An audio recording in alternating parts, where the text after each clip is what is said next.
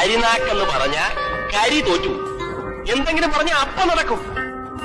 കരിനാക്ക് കാതർന്ന് പറഞ്ഞാലേ ഇവിടങ്ങളിലൊക്കെ അറിയത്തുള്ളൂ. ഇങ്ങനെ പോയാലും എന്റെ അത്യ 54 പീസാവുമല്ലോ.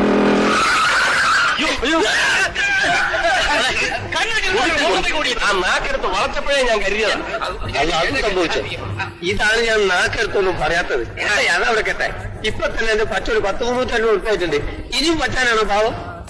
ഇന്നൊരു ദിവസത്തെ കൂടി കാതർക്കാൻ ക്ഷമിക്കണം. നാളെ എനിക്കൊരു നല്ല കമ്പനിയിൽ ഇന്റർവ്യൂ ഉണ്ട്. 99% ജോലി ഉറപ്പാ. നല്ല കമ്പനി ആണെങ്കിൽ നിന്റെ കാര്യം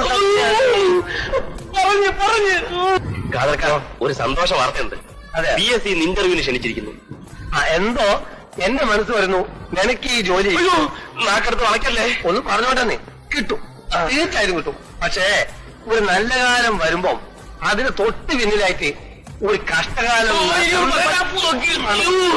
ഞാൻ പ്രസവ വാർഡിലേന് നമ്മളെ പെങ്ങളെ മോളെ പ്രസവിക്കാൻ അഡ്മിറ്റ് ചെയ്തിട്ടുണ്ട്. ഇത് 9ാമത്തെ പ്രസവ. കഴിഞ്ഞത് 8 പെൺകുട്ടികളേന്.